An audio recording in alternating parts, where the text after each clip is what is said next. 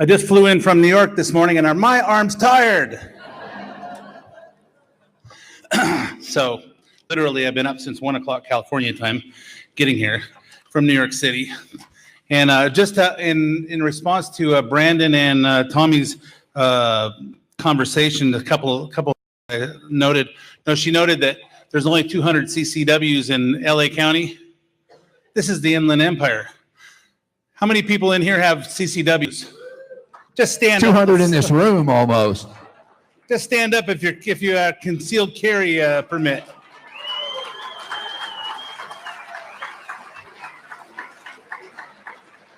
Just so you know, the only thing that stops bad guys with guns is good guys with guns.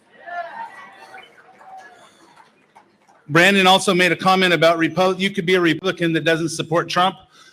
The people that don't support Trump just don't understand that it's okay that Trump tends to be an asshole sometimes, and he can be a little self-centered and a little full of himself, a little narcissistic. But we voted for him to do a job, and he's doing that job great.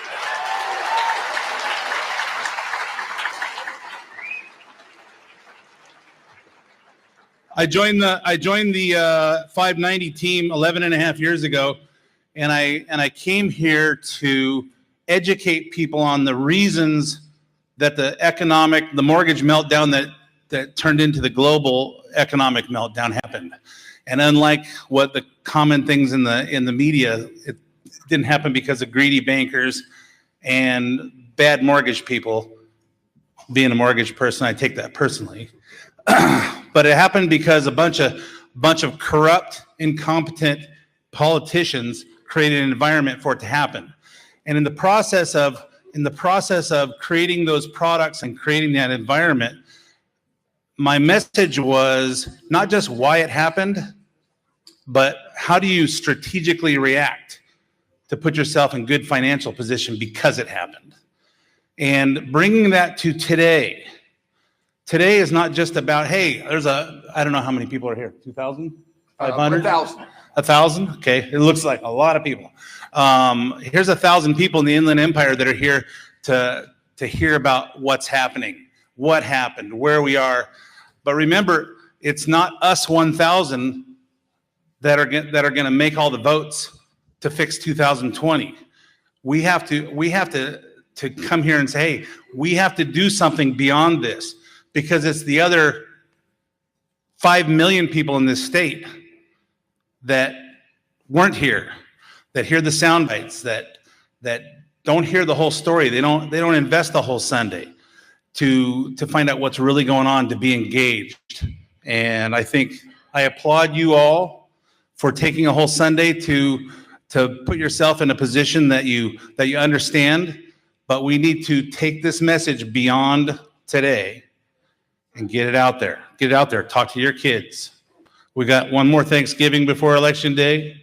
We got a whole bunch of birthdays and anniversaries, Labor Day picnics and barbecues. Okay? Hey, don't talk about religion and politics. I say bullshit. Talk about every opportunity you have to talk politics. The people that don't want to talk politics because they don't understand how it affects their lives, they should be able to see it real clear now. So, the man I'm about to introduce has a special talent, if you listen to his show, for helping people understand why they, without offending them, has a special way of telling people that, hey, did you think about this? Do you think about this? Do you think about this? And them having a Brandon Strzok moment. Except for we want all these people to have these Brandon Strzok moments before the election, not after the election. Larry Elder is someone who has a star on the Walk of Fame in Hollywood. He's been on LA radio show for over 24 years. I met him at this event 5 years ago. Got a chance to sit down next to him and have lunch, and we had a nice conversation, get to know you. And less than 2 years later, he's part of the Salem family and syndicated across the country, not just Southern California. He's described as a firebrand who has a take-no-prisoner style, uses such old-fashioned things like evidence, logic, reason, to demolish the myths and hypocrites apparent in our institutions today. The Sage of South Central engages in political and cultural leaders in meaningful debates over today's hottest issues like race, education, personal responsibility in government. He's also a lawyer, but we like him anyway. Please help me welcome Mr. Larry Elder to the stage.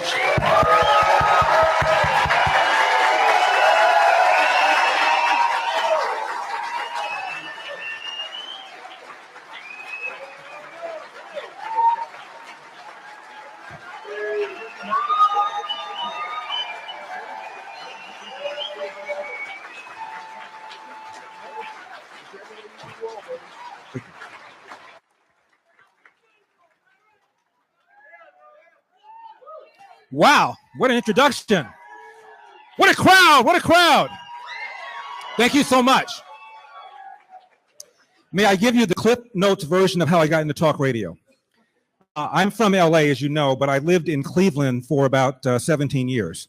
So I'm writing op-ed pieces for the newspapers. I didn't have a deal. I would just write something that would bother me, and every now and then one would be published. So I wrote something where I talked about racism no longer being a major problem in America. Now, you say that now, it's jaw-dropping. Imagine saying that 30 years ago. So I got a phone call from a producer of a radio show. Do you really believe that racism is no longer a major problem in America? And I said, no, I believe if you work hard and stay focused and don't make bad moral mistakes, you can be fine no matter what your race, no matter what your sex. He said, would you come on my guy's radio show tonight and talk about that? I said, sure. So I was on for an hour. Now, I knew nothing about talk radio. Having a guest on for an hour is an eternity. Cleveland is half black, so most of the callers were black.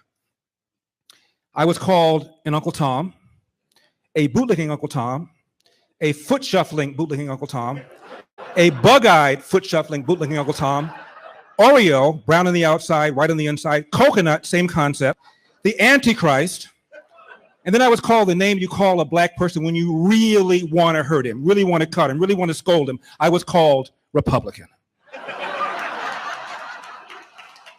A man can only take so much. But you know what I wasn't called? I wasn't called wrong.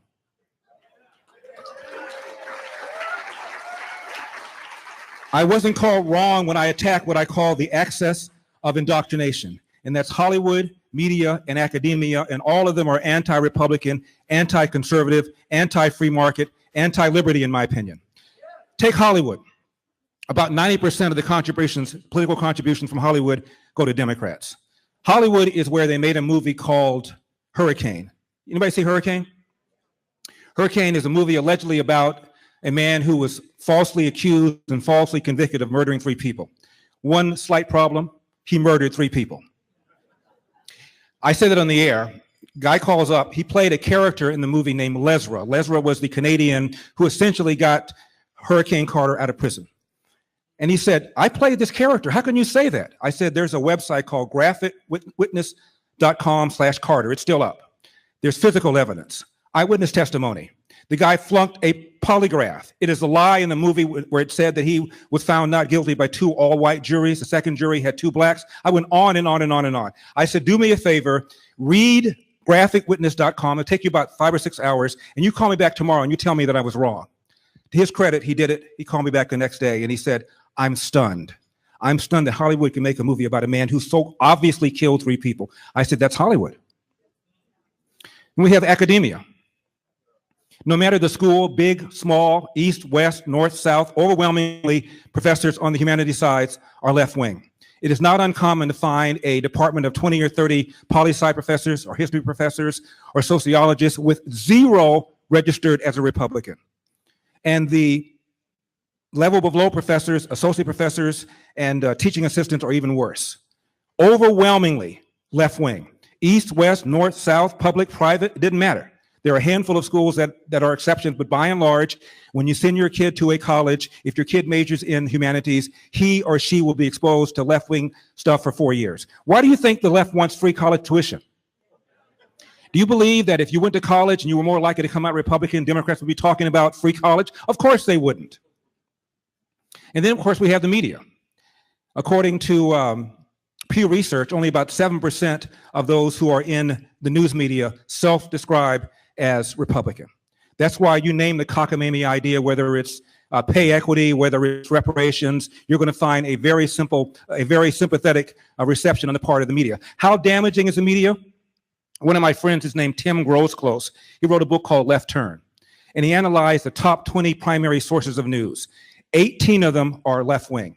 Only 2 of them are right-wing. One of them is the Washington Times. The other one is the Evening News on Fox by Brett Baier. Outside of that, ABC, NBC, CBS, Washington Post, New York Times, Chicago Times, you name it, left-wing. And he tried to, for the first time, quantify the effect the left-wing media has. It's one thing to complain about it. It's another thing to say, here's the actual real-world effect of the media. And based on his research, he feels that if the media were truly fair and balanced, if people got their media from a variety of sources, left, center, and right, the average state would vote the way Texas votes, which is about 8 to 10 points in favor of a Republican. That is the effect of the left-wing media, and that is the damage of the left-wing media, and that is our challenge.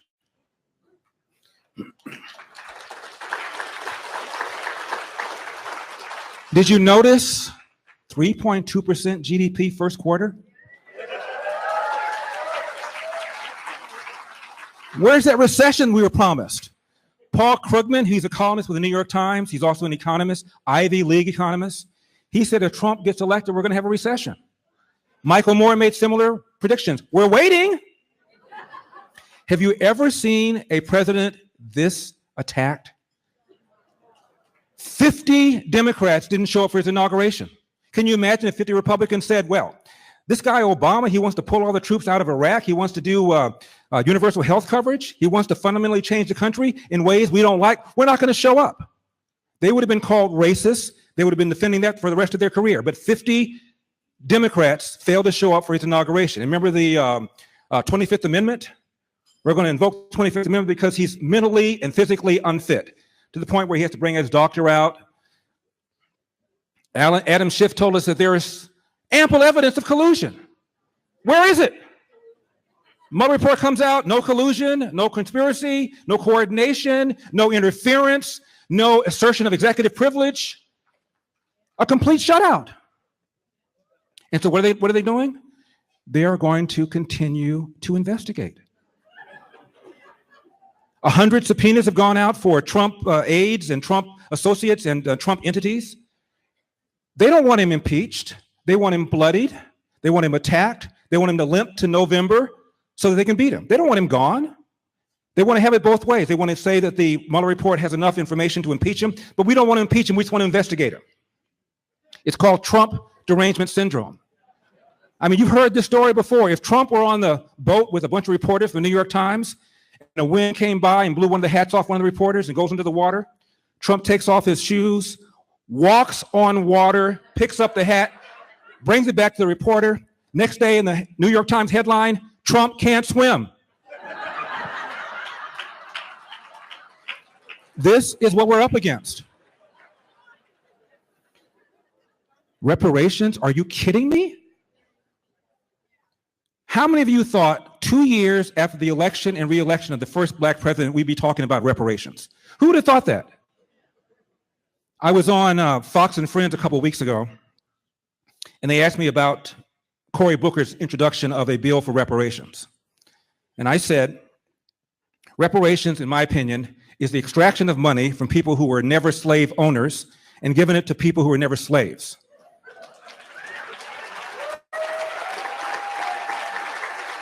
You know, only about 5% of white people in this country today have any sort of generational connection to slavery.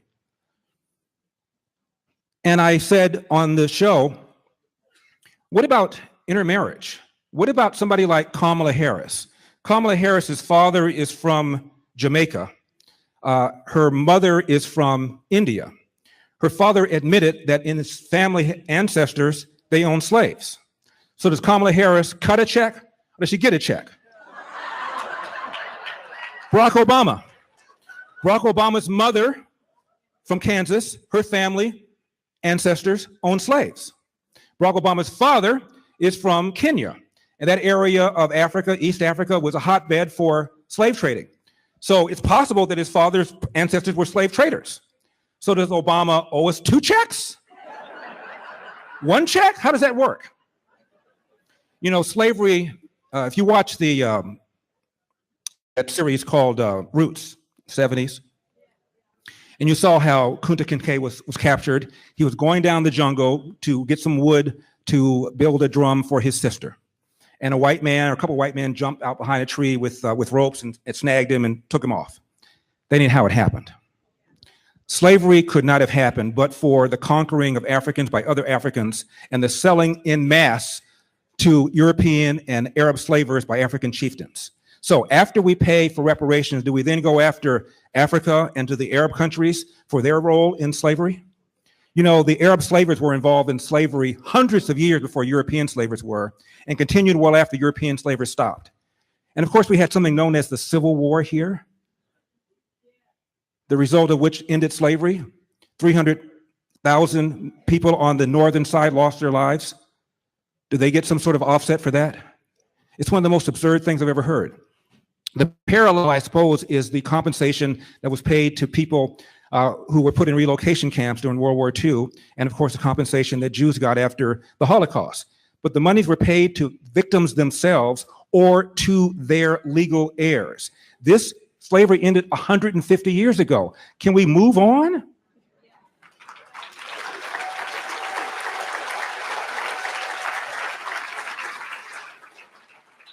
A Green New Deal. I frankly am amazed that they're even calling it a Green New Deal. The old New Deal didn't work out so well, you know.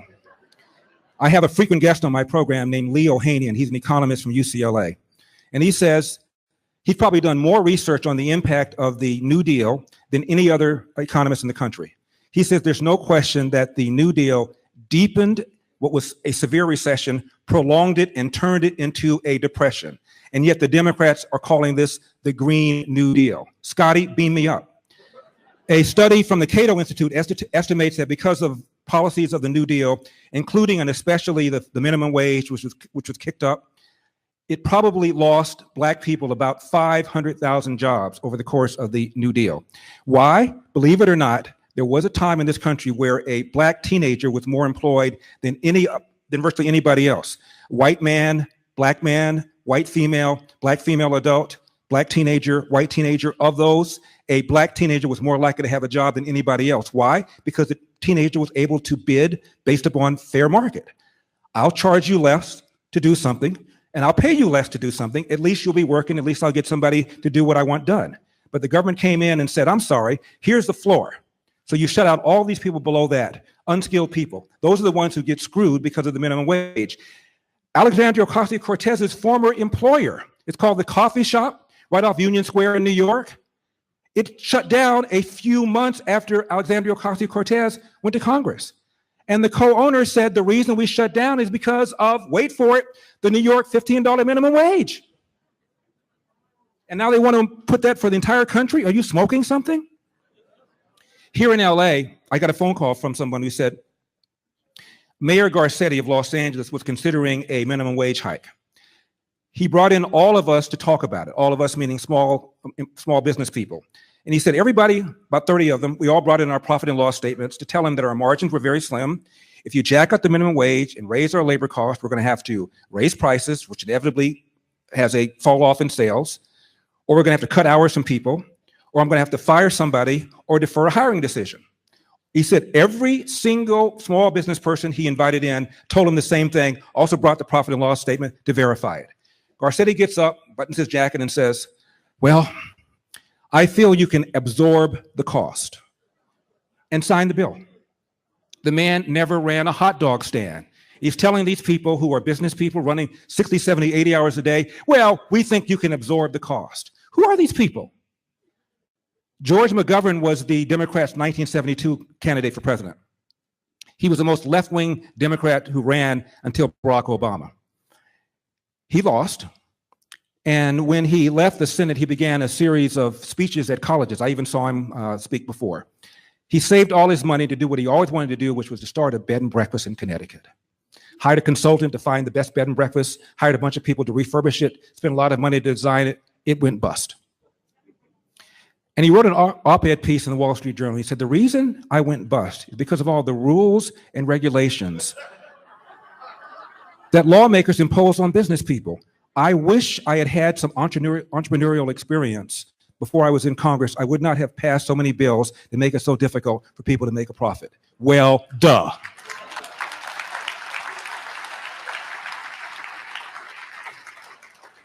I'm often asked, how is it that you can handle all of the grief that you get, all the name calling, all the stuff?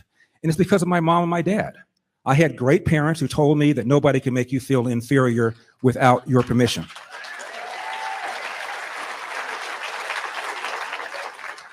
My father and I had a very difficult relationship. I have two brothers. We all felt the same way about my dad. We thought of him as an a-hole, just angry, surly, mad.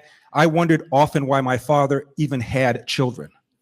And he would whip us with a belt, I thought too hard, too frequently, and to me for the wrong reasons. But we all felt this way. We were just afraid of my father. Unfortunately, my father starts a little cafe, and so we all have to start working for him. I didn't like working for him either. And I'm 15 years old, and my father, when we get mad, he would yell. It's a little diner, so everybody can hear it. So it's embarrassing. And I told myself, the next time my dad screams at me and curses at me, I'm gonna walk out. I'd love to tell you that I said to myself, the next time my father does this, I'm gonna sit him down, I'm gonna say, all right, mano a mano, you and me, let's talk it out. But I was afraid of my father. So he cursed at me, I walked out. My dad, and by the way, the secretary called in sick that day, so my dad was there all by himself. I walked out with a place full of people. My dad came home that night and he was pissed. He said, why did you leave? And I said, I got sick and tired of the way you spoke to me. My dad paid me $10 a day plus tips. He balled up the $10, he threw it at me as I lay on the bed. He walked out of my bedroom. We did not speak for 10 years. And when I say didn't speak, I mean didn't speak. Not even, is it gonna rain? How about those Rams? Nothing. And it's pretty easy to avoid him because 17 years old, I go to college in New England. And when I would come home on summers and to visit, my dad worked late hours, so I was just able to time it so we never said anything to each other. We did not speak for 10 years. Now I've graduated from law school, I passed the California bar, the Ohio bar. I've got a big-time job with a big-time law firm in Cleveland. I'm 25 years old, making a boatload of money. I should be living large, and I can't sleep. And I know it has something to do with my father. Not that we would ever be friends or anything, but I called my secretary and I said, cancel all my appointments. I'm flying to LA and I'll be back in a couple of days. I'm going to talk to my dad. I didn't want my dad to know I was coming. I didn't want him to prepare for this summit. So I get to LAX, get in the cab, drive into the restaurant. I said, now, Larry, calm down. Don't tee off on the guy. Just calm down. Tell him a few things that bothered you. Tell him what an SOB you think he is. He'll probably tell you that you're an ungrateful son. Maybe you'll be able to sleep because the air will be cleared. So I get to the restaurant. I walk in. My dad was, of course, surprised to see me. The restaurant closes at 1:30. I got there at 2:30, had two big bags. My dad said, what are you doing here? I said, I want to talk to you. He said, should I put your bags in the back? I said, no, Dad, I'm only going to be here for 5 or 10 minutes. I want to talk to you. He said, okay. So I sat there for an hour, had a glass of tea, and I said, don't tee off on him. Just give him the highlights. Don't tee off on him. 2:30, the man sat there, stool right here, and I teed off on him. I spoke for 20 minutes nonstop. You guys know how I can go. And I told him everything he ever did to me, everything he ever said to me, every slight, every whipping, every spanking, everything. And finally, after 20, 25 minutes, I was exhausted. I had run out of ammo. And my dad said, is that it? You didn't speak to me for 10 years because of that? And I said, yeah. And he said, let me tell you about my father. Now, it's the first time I heard this story. I'm 25 years old. Larry, my last name, Elder, is not the name of my father. What? What's your father's name? I have no idea. I never met him. Who's Elder? Elder was the man who was in my life the longest, probably about 4 years. He was an alcoholic. He was physically abusive to my mother, physically abusive to me. Every now and then when he would work, he'd bring the money home to my mother, and then he'd ask for it by Wednesday. She wouldn't give it to him. He beat the crap out of her. If I tried to do something to stop it, he beat the crap out of me.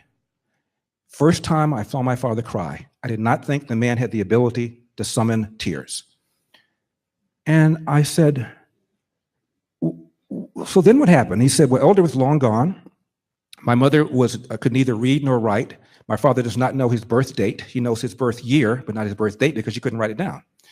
And by the way, when he went to school, lady says, what's your birth date? He says, I don't know. She wrote down hers, May 25. So I told my father we have a 1 in 365 chance of having the right number. My father comes home, 13 years old, and he's quarreling with his mother's then boyfriend. Elder was long gone. And the mother sides with the boyfriend, throws my father out of the house, never to return. You're talking about a black boy at the beginning of the Great Depression, Athens, Georgia, Jim Crow South. I defy you to find somebody who had a hand dealt like this. And I said, what did you do? He said, I walked down the road. I took whatever job I could get. Ultimately, I became a Pullman porter on the trains. They were the largest private employer of blacks in those days. And my dad said I was able to travel all around the country. And in California, it was sunny, people seemed less racist, and you could walk into a restaurant and literally get served, which you couldn't do in the South. And my dad said I made a mental note that maybe someday I'll relocate to California. Pearl Harbor, my dad joins the Marines. My dad was a Montford Point Marine. They were the first black Marines. People know about the Tuskegee Airmen, but most people don't know about the Montford Point Marines. They were just as badass. 20,000 of them from 1942 to 1949. My dad was stationed on the island of Guam, where he was in charge of cooking facilities. My dad could look at a cake and tell you what's in it. So the war's over. My dad goes to Chattanooga, where he had met and married my mom, and he wanted to get him a job as a short order cook. He goes to restaurant to restaurant to restaurant, and they tell him, we don't hire niggers. My dad went to an unemployment office. Lady says, you went through the wrong door. My dad goes to the hall, sees colored only, goes to that door to the very same lady who sent him out. She just wanted to make sure he knew the rules. My father came home to my mother and said, this is BS. I've cooked for all these people in the military. I'm an experienced cook. I'm going to LA, where I went on a run, and I'm gonna get me a job as a short order cook, and I'll send for you. My dad comes out here. He walks around for 2 days, restaurant to restaurant to restaurant. I'm sorry, you don't have any references. See, California's a little more polite than the South, but same result. My dad went to an unemployment office, this time just one door. And the lady says, I have nothing. My dad said, what time do you open? She said, 8:30. What time do you close? 5 o'clock. I'll be here at 8:30. I'll be here till 5 until you have something. My dad sat in a chair for a day and a half. Lady calls him up. She says, I have something. I don't know that you'll want it. My dad says, of course I want it. What is it? She says, it's a job cleaning toilets. My dad did that at Nabisco Bread for 10 years, took a second job cleaning toilets at a company called Barbara Ann Bread, cooked for a family on the weekend, and went to night school at night 2 or 3 nights a week to get his GED. The man never slept, which is why he was so grouchy all the time.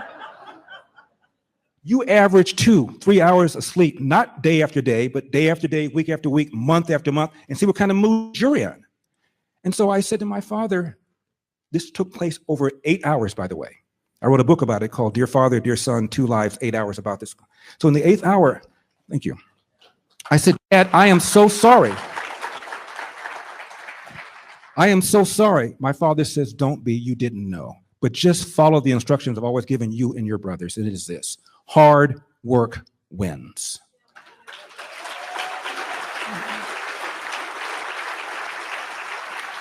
Get out of life what you put into it. Larry, you cannot control the outcome, but you are 100% in control of the effort. And before you bitch, moan, and whine about what somebody did to you, go to the nearest mirror, look at it, and say to yourself, what could I have done to change the outcome? And finally, my father said this: no matter how good you are, how hard you work, how ethical you are, bad things will happen. How you respond to those bad things will tell your mother and me if we raised a man.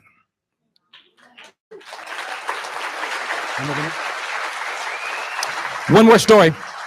I can't leave out my mother. My mother, as I mentioned, told my brothers and me, nobody can make you feel inferior without your permission. In high school, we read a poem by a man named County Cullen. It goes like this: while riding through old Baltimore, so small and full of glee, I saw a young Baltimorean keep a looking straight at me. Now, I was young and very small, and he was no whit bigger, and so I smiled. But he poked out his tongue and called me nigger. I saw the whole of Baltimore from May until September. Of all the things that happened there, that's all that I remember. Teacher was furious, class was furious, I was furious, everybody was furious. Teacher talked about permanent damage. He'll always feel like he's a second-class citizen, psychological scar. I knew my mom was going to have a different attitude. Wasn't sure what it was going to be. I came home that day. My mother was in the kitchen stirring a big pot of greens, frying some chicken. And I said, Mom, we read a poem in class. I want to get your reaction to it. She says, what is it? I said, it goes like this. While riding through old Baltimore, so small and full of glee, I saw a young Baltimorean keep a looking straight at me. Now I was young and very small. He was no whit bigger, and so I smiled, but he poked out his tongue and called me nigger. Of all the things that happened there, from May until September, that's all that I remember. My mother took the spoon out of the pot, hit it on the side, and she said, Larry, what a shame he let something like that spoil his vacation. How many wings do you want? Thank you so much for having me. May God bless you. May God continue to bless the United States of America. God bless you.